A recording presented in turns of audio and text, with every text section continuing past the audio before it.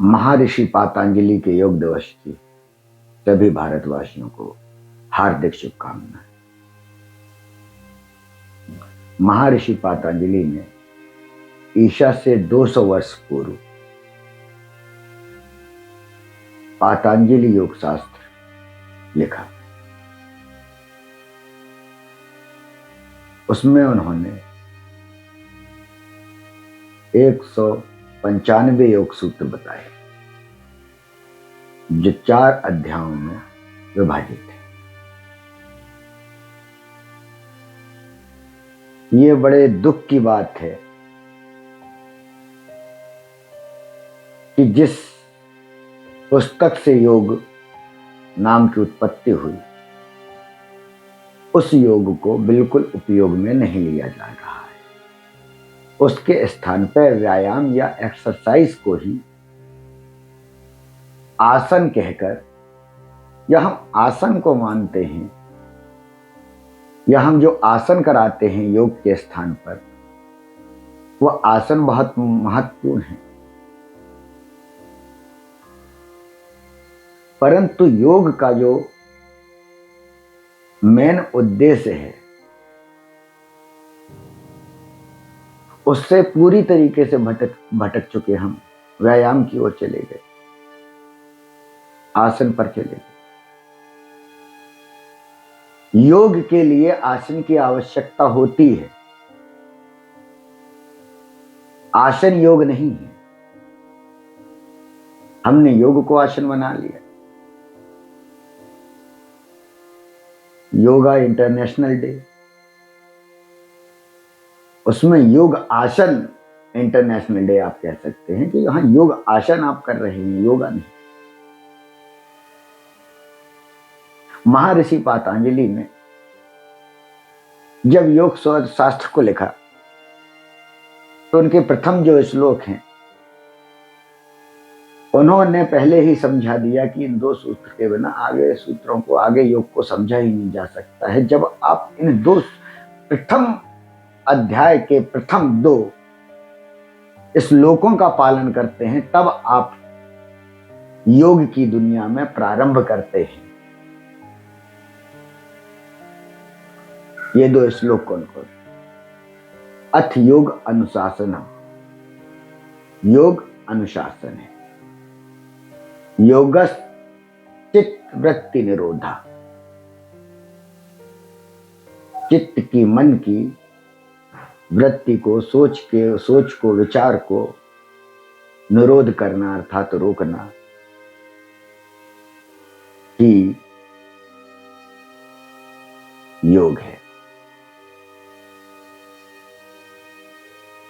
महर्षि पातंजलि ने इसे लिखित रूप में आया, लिखित रूप में हमें जो मिला वो महर्षि पातंजलि द्वारा ही मिलता है। इसके पूर्व से योग का, जब से ये पृथ्वी रची तब से इस योग का प्रारंभ हो चुका था। हम जब मां भगवती के विषय में पढ़ते हैं कि दुनिया की रचना के समय जब मां भगवती के द्वारा हुई तो योग माया से ही उत्पत्ति होती है। योग माया ही उत्पन्न होके राक्षसों का वध कर। हम विष्णु पुराण को पढ़ते हैं तो विष्णु पुराण भी योग माया में होते। ब्रह्म पुराण भी, जिन शास्त्रों में आप जाएंगे तो योग को अनेक तरीकों से जो बताया गया है, लेकिन जो उनका मूल रहा है वो मूल इन 2 श्लोकों में ही समाहित है। जब तक हमारी चित्त की वृत्तियों का निरोध नहीं होगा, आपको योग करना है तो सर्वप्रथम ये आवश्यक है कि एकांत चाहिए। ये पुरातन काल से रावण ने जो शक्तियां प्राप्त की वो योग के माध्यम से ही प्राप्त। रामचंद्र जी ने जो शक्तियां प्राप्त की, जो कृष्ण जी ने शक्तियां जो प्राप्त की, कृष्ण जी ने उज्जैन में शक्तियां प्राप्त की, अपना जो समय योग का बिताया, शिव जी योग शक्ति के महारथी हैं। योग शक्ति को उन्होंने मां पार्वती को सर्वप्रथम बताया है। उन्होंने सप्त ऋषियों को बताया। सप्त ऋषियों ने योग माया को आगे बढ़ाया। सतयुग में, द्वापर में, त्रेता में जितने ऋषि मुनि हुए वो योग माया के द्वारा ही ऋषि तत्व को प्राप्त हुए या मुनि तत्व को प्राप्त हुए। हमें योग को समझना होगा। हमारे जो पुरातन योगी ऋषि थे वो यही चाहते थे कि भारतवर्ष का प्रत्येक प्राणी योग को समझे, योग माया को समझे। जो आपके अंदर विद्यमान है योग माया, जैसे हम गायत्री कहते हैं, उसे आजपा गायत्री कहा जाता है। जो हमारी सांस चल रही है, जो अंदर आती है और बाहर जाती है, उससे एक ध्वनि उत्पन्न होती है। हम सह सो हम, जिसको हम उल्टा करते हैं तो सोहम होता है, वो अजपा गायत्री होती है। योग माया उसी को ही कहा गया है कि उसको ही जानना योग माया है, योग है, योग माया की प्राप्ति। अंतर मन को झांकना, अंतर पूरा जितना सृष्टि है वही सृष्टि हमारे पूरे अंदर है। इस छोटे से शरीर में पूरी सृष्टि विद्यमान है। जिस प्रकार से आपके दिमाग में कितनी मूवीज रखी हुई हैं, कितनी कहानी आपकी लाइफ की रखी हुई हैं, आपके परिवार वालों की रखी हुई हैं, कितनी चीजें आपकी एजुकेशन की रखी हुई हैं, आपके जॉब टाइम की रखी हुई हैं, फ्रेंडशिप की, इसमें कितनी मेमोरी है। आपके यहाँ पर पूर्व जन्म की भी मेमोरी है, वहां तक आप पहुंच नहीं पा रहे। यही आत्मा, ये आत्मा बुद्धि की शक्तियों को जान सकती है, उनसे मेल कर सकती है, लेकिन उनसे वार्तालाप नहीं कर सकती। और यही कारण है कि पूर्व जन्म में हमें अपने पुराने जन्म का इसीलिए याद नहीं रहता है। और यदि आप योग करते हैं और उस स्थान पर पहुंच जाते हैं तो आप अपने पूर्व जन्म को भी जान सकते हैं। भविष्य तो जाना नहीं जा सकता, क्योंकि भविष्य को जानने की कोशिश नहीं करनी चाहिए। जो योग बतलाता है वो यही बतलाता है कि सबसे पहले स्थिर होना। स्थिर होने का मतलब शून्य होना। शून्य होने का मतलब किसी भी चीज को चलने नहीं देना, अपने शरीर की, अपने मस्तिष्क को नहीं चलने देना। जो हो रहा है उसे होने देना, प्राकृतिक बन जाना। हवा चल रही है, चल रही है, धूप निकल रही है, निकल रही है। पंच तत्व में आपको लीन होना ही योग है, जिसको मन के द्वारा आत्मा तक पहुंचने का द्वार क्या होता है? हमारा मन। हमारे शरीर में कहीं पर भी किसी भी प्रकार का कष्ट होता है वो हमारे मन के द्वारा। यदि हमारा मन काम नहीं करेगा तो हमें वो प्रतीत नहीं होगा। यदि आपके पड़ोसी का एक्सीडेंट होता है, उसे चोट लग जाती है, आपको मन में दुख होने लगता है। आप उसके विषय में सोच रहे होते हैं कि तभी आपको फोन आता है कि आपके बच्चे को चोट लग गई है। आप उसका दुख भूल जाते क्योंकि आपको बड़ा दुख आ गया। यही प्रकृति का नियम कि जब हमारे पास कोई बड़ा कष्ट आता है तो हम छोटे कष्ट को भूल लेते। आप ईश्वर से मांगते हैं कि आपके कष्ट मिटा दे।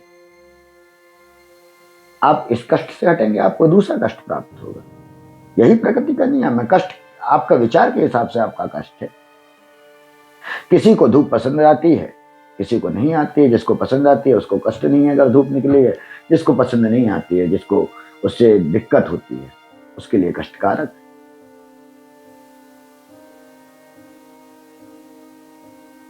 बंदूक किसी के लिए, अगर सैनिक लिए है, एक पुलिस वाला लिए है, तो सकारात्मक है, और वही है वो किसी उग्रवादी के पास है या आतंकवादी के पास है, तो वो नेगेटिव है यानी नकारात्मक है।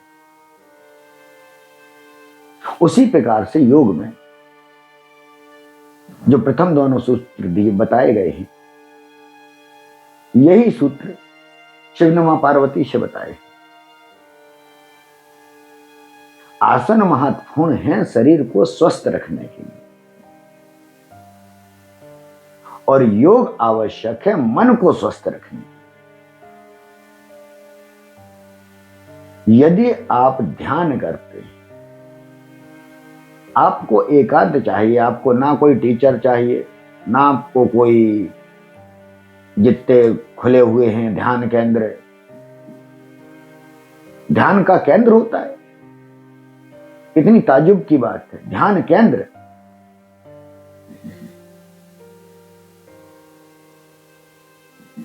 ध्यान के केंद्र प्रकृति ने ऑलरेडी बना दिए हैं। हमारे पुरातन जितने ऋषि मुनि हुए हैं, उन्होंने राजाओं के द्वारा जो मंदिर स्थापित करे गए हैं, जो पुरातन हैं, वो यही देख के ऊर्जा स्थान में ही करे गए हैं।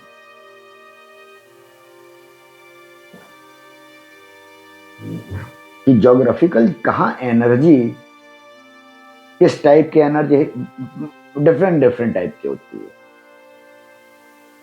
एक विद्युत है तो विद्युत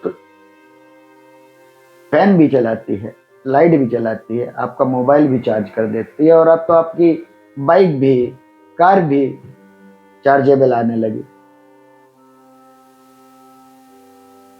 जो लाइट के द्वारा चार्ज की जा सकती है।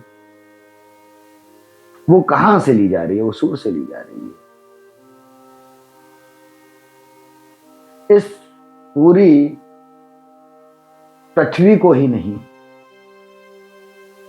इस पूरे यूनिवर्स को जो शक्ति देने वाला है वो सूर्य है। और हम योग में जाते हैं तो जो सबसे पहले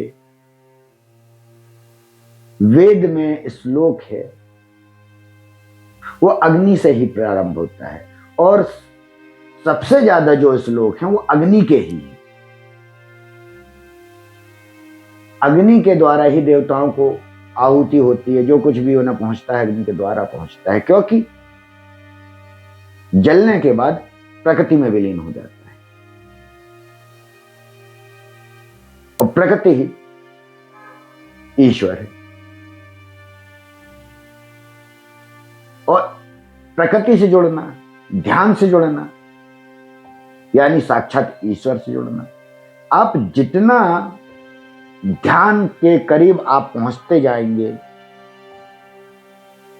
आप उतना अधिक ईश्वर से जुड़ते जाएंगे, आप उतना योगी, यानी आप उतना अधिक योग में माहिर होते जाएंगे।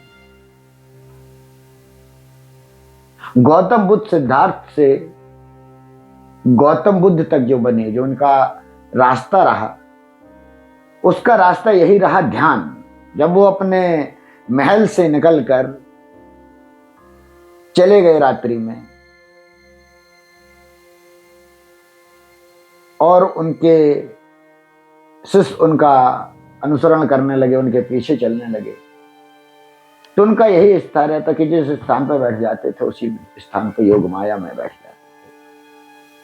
और आखिरी उनका स्थान जहां पर वो रहते थे, आज सभी लोग उस स्थान पर जाकर उस ऊर्जा को लेना चाहते। ये सब ऊर्जाएं जो पुराने मनुष्य हुए हैं, हमारे पूर्वज हैं वो ऋषि मुनि, उन्होंने जो ऊर्जाएं उत्पन्न की हैं वो सब इस शरीर के द्वारा ही प्राप्त की हैं। इस अंदर से, शरीर के अंदर आंख बंद करके ही जो उन्होंने किया है, प्राप्त किया है। उन्होंने बाहर से, प्रकृति से प्राप्त किया है जो कुछ भी, वो शरीर के अंदर से ही उन्हें मिला है। उसकी खोज का जो द्वार है, जो यूनिवर्स बाहर है, वो शरीर के अंदर है।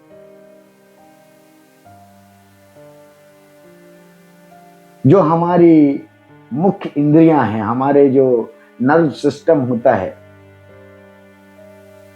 नड़ियां हैं, वो बहुत सारी हैं। उसमें से 10 महत्वपूर्ण: आंख, कान, नाक, मुंह, जननेंद्रिय, स्टाइल। योग के द्वारा उनकी शुद्धि होना आवश्यक है। आंख आपकी स्वस्थ रहे, आपका मुंह सही रहे, कान आपके। यदि आप शारीरिक योग करते हैं तो ये मुख्य होना चाहिए कि आपके ये सब चीज, आपको चश्मा लगाने की आवश्यकता नहीं होनी चाहिए। आपको सुनाई, अगर एक सुई भी गिरती है तो आपको खन्ने की आवाज आनी चाहिए। ये योगी की पहचान है, अगर शारीरिक रूप से वो योग करता है।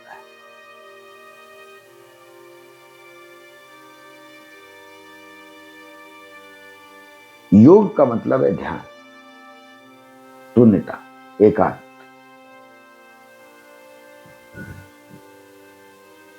पुरातन समय में भी जब राजा रहते थे तो सबका एक कोप भवन रहता था, जैसे हमने कह दिया, वहां अपना गुस्सा उतारता था। तो गुस्सा क्या करता था वहां पे? क्या स्टैचू लगे रहते थे, तलवार से उनको काटता था? वो वहां ध्यान के लिए जाता था। बिकॉज हौच पौच, जैसे कहा, आपके पास एक परेशानी खत्म होगी तो निश्चय ही है कि दूसरी, ये हम मनुष्य हैं। वो परेशानी तो हमेशा ये जिंदगी के साथ चल ही रही है। हमारी पुरानी परेशानी खत्म हो गई तो हमने छोटी वाली को अब मुख्य बना ली। जब वो खत्म हो जाएगी तो आप तीसरे को मुख्य बना। ये जीवन यात्रा है। आप यहाँ पे परमानेंट नहीं है, हमेशा नहीं रहने वाले। मैं भी यहाँ हमेशा नहीं। आज जिस जगह में बैठा हूं, कल यहाँ पे कोई और बैठा हो। सबको जाना है। और यदि हम आत्मा और परमात्मा को जान के जाए, ताकि हमारी जो आगे की गति हो वो अंधकार में नहीं हो, क्योंकि हम उसका जानकार होंगे। अभी हम शरीर के विषय में जानते हैं। जब ध्यान के द्वारा, आप योग के द्वारा अंदर का विचरण करेंगे तो जिस प्रकार से आपको बाहर की अलग अलग गलियां दिखाई देती है ना, उस प्रकार से अलग अलग आपको वहां दिखाई। रावण ने योग से कुछ और प्राप्त किया, श्री राम ने योग से कुछ और प्राप्त किया, श्री कृष्ण ने योग से कुछ और प्राप्त किया। आप योग करेंगे तो ये आवश्यक नहीं है कि जिस योग से मैं कुछ प्राप्त करता हूं वही आप प्राप्त करें, या आप जो प्राप्त कर रहे हैं आपके साथ योग करने वाला वो भी वही प्राप्त करे। ये अंदर की दुनिया है, जैसे ये विश्वव्यापी है, सब कुछ है बाहर, इस प्रकार से सब कुछ है। यहां शक्ति भी, यहां माया भी है, यहां सम्मोहन भी है, यहां वासना भी है, यहां ध्यान भी है, यहां ज्ञान भी है, यहां ब्रह्मांड भी है। आप क्या लेना चाहते हैं, यह मुख्य है। योग की शक्ति के लिए आवश्यकता है आपको ध्वनि। एक पुरातन समय से ही जो ओम है वो योग ध्वनि ही कहलाती है, कि एक वाइब्रेशन जो हमारे अंदर शरीर में होना चाहिए।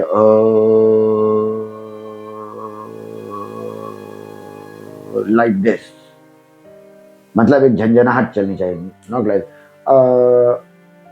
एक वाइब्रेशन होनी चाहिए जो आपके अंतरात्मा को झंझोर देती है। यही ब्रह्मांड में सूर्य के पास जो गूंज कहलाती है। इसीलिए कहते हैं कि स्टार्टिंग से निकलने वाली, जहां सूर्य से जीवन का निर्माण है, वहां से ही ये शक्ति निकलती है, और इसके नष्ट होते ही जीवन का नष्ट है। हमारे अंदर जो हम सांस ले रहे होते हैं, योग में सबसे महत्वपूर्ण जो ध्यान